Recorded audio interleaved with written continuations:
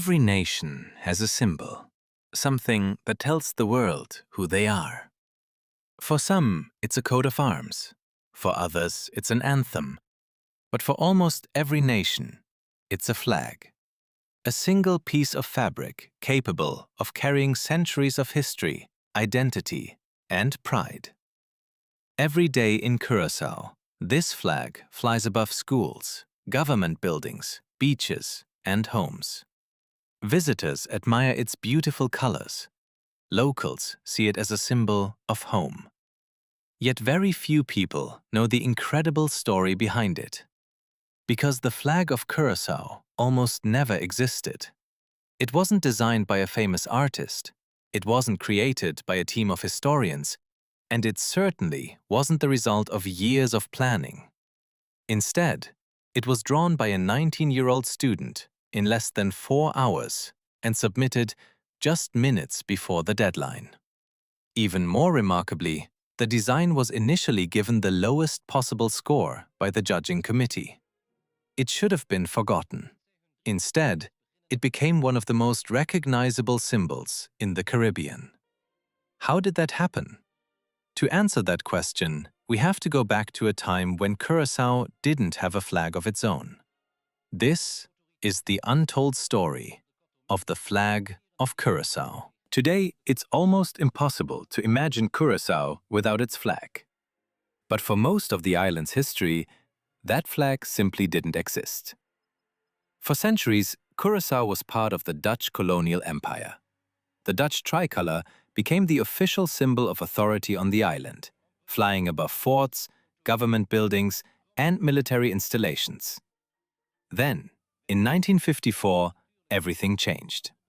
The islands of Curaçao, Aruba, Bonaire, St. Martin, Saba, and St. Eustatius became part of a new political entity, known as the Netherlands Antilles. 5 years later, in 1959, the Netherlands Antilles adopted its own flag. A white field crossed by a red vertical stripe and a blue horizontal stripe.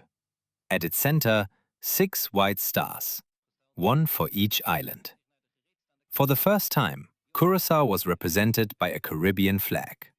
But it was still not Curaçao's own. It represented 6 islands, 6 cultures, and 6 different identities. As the years passed, many people began asking the same question. If Curaçao had its own history, its own traditions, its own people, shouldn't it also have its own symbol? That question became even louder during the late 1970s. In 1977, the Kingdom of the Netherlands approved Aruba's request to move toward what would become status aparte. Aruba announced that it would create its own national symbols, including its own flag.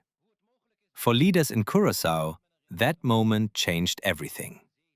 If Aruba could have a flag that reflected its own identity, why couldn't Curaçao? In 1979, Deputy Winston Lawrence launched a public competition to design the very first official flag of Curaçao. It would not be designed behind closed doors by politicians. Instead, the people of Curaçao would decide what their island should look like. Anyone could participate: professional artist, student, teacher, or simply someone with an idea. The response exceeded every expectation. Nearly 2,000 designs were submitted, each one carrying a different vision of what Curaçao truly was. Somewhere among those thousands of drawings was a design that would one day become the face of an entire nation. But nobody knew it yet. Among nearly 2,000 submissions, there was one that almost never arrived. Its creator was a 19-year-old student from Curaçao. His name, Martin den Dulk. Unlike many of the other contestants, Martin had no ambition to become the designer of Curaçao's first flag. In fact, he had no intention of entering the competition at all. It was his father who kept encouraging him. He believed Martin was creative. He believed he always had original ideas, and he kept asking the same simple question. Why don't you give it a try? For weeks, Martin did nothing. The deadline kept getting closer. Still, he hadn't started. Then, on the very last day of the competition, everything changed. After finishing school, Martin went home, sat down with a sheet of paper, and began to draw. He didn't spend weeks refining sketches. He didn't produce dozens of different versions. The entire design, from the first idea to the finished drawing, took less than 4 hours. When he was done, he immediately left for Casa de Cultura, where the entries were being collected. Time was running out. It was already around 6:30 in the evening. The deadline was 7 o'clock. When Martin walked through the door, the office was preparing to close. The man receiving the entries looked at him and smiled.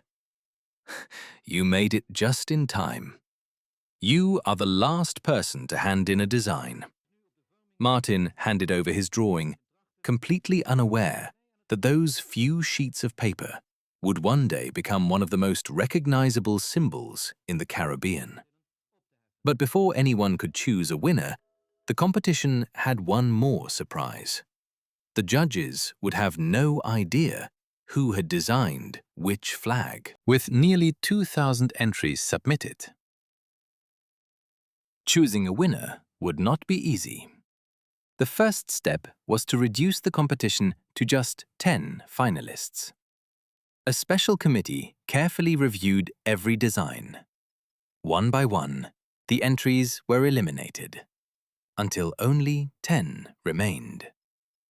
But the judges faced another challenge. How could they be sure they weren't influenced by friendships, family names, or reputation? Their solution was remarkably simple. Every participant submitted their design under an alias. Their real identity was sealed inside an envelope and locked away inside the vault of the Central Bank of Curaçao. The committee never knew who had created each design. They judged only what was placed in front of them. Nothing more, nothing less. Once the 10 finalists had been selected, they were invited to appear before the committee. Each designer had to explain the meaning behind their flag. Why these colors? Why these symbols? Why should this become the face of Curaçao? Martin's presentation lasted only a few minutes. Everything had already been written in the document accompanying his design. The committee wasn't looking for a performance. They simply wanted to make sure the ideas truly belonged to the person presenting them. Then came the scoring. Each finalist received a grade, just like in school, from 1 to 10. Martin waited for the results. When his score was revealed, he couldn't believe it. 1! The lowest possible grade. Not only had his design failed to impress the committee, it was the only design to receive such a low score. For Martin, the competition was over. There was no reason to believe his flag would ever be considered again.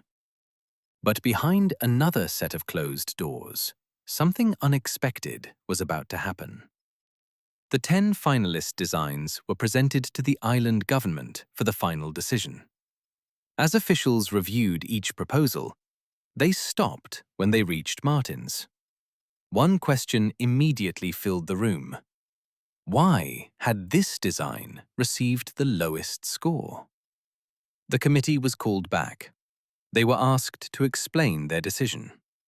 The government reviewed every design once again. This time, they reached their own conclusion.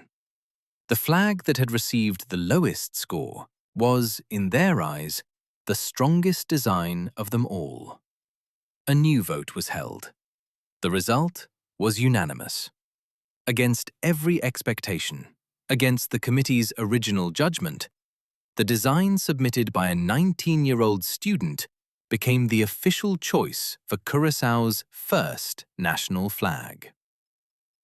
Sometimes, history isn't written by the highest score. Sometimes, history belongs to the idea that refuses to be forgotten. Winning the competition was only part of the story. The bigger question remained.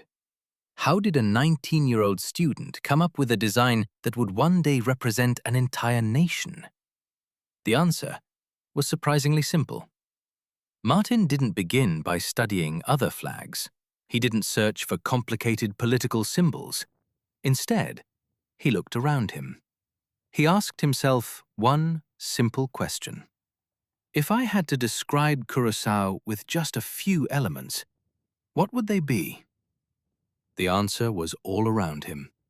The endless blue sky, the Caribbean Sea, and the warm, tropical sun.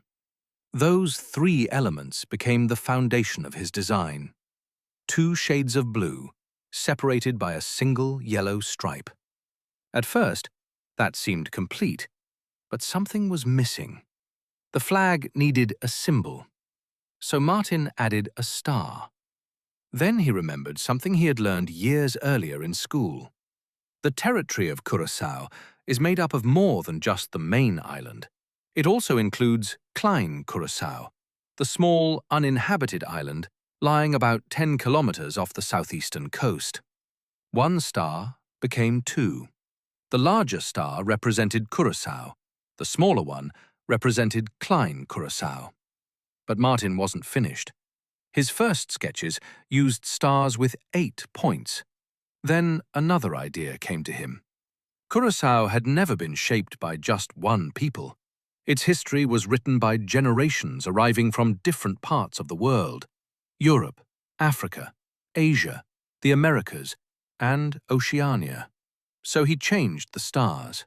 Each would have 5 points, representing the 5 inhabited continents from which the people of Curaçao trace their origins. Finally, he chose white. Not simply because it contrasted beautifully against the blue sky, but because, to him, white represented peace. The result was a flag unlike any other in the Caribbean. Simple, balanced, timeless. Every line had a purpose. Every color told part of the island's story.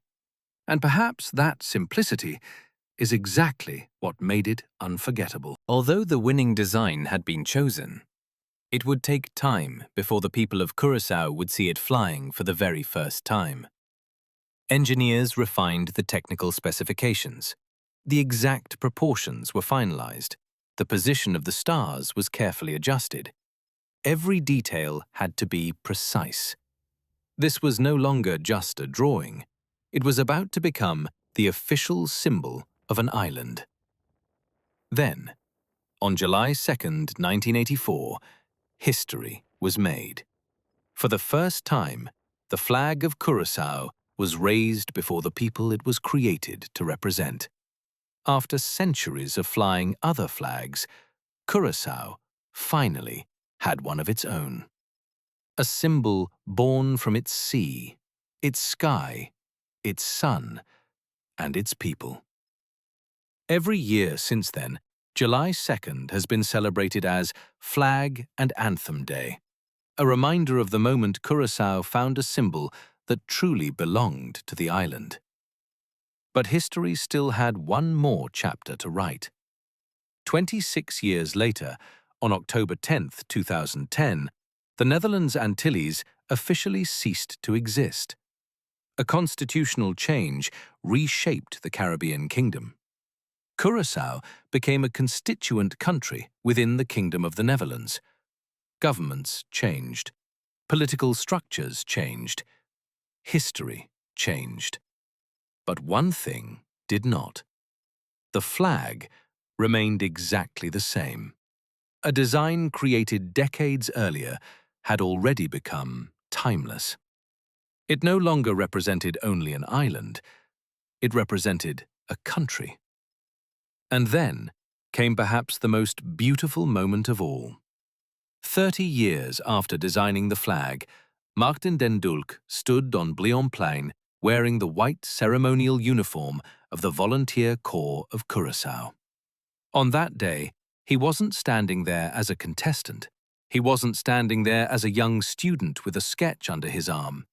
He stood there as flag commander. Surrounded by the people of Curaçao, Martin was given the honor of raising the very flag he had created 3 decades earlier. Imagine that moment, watching an idea born in less than 4 hours become the symbol of an entire nation.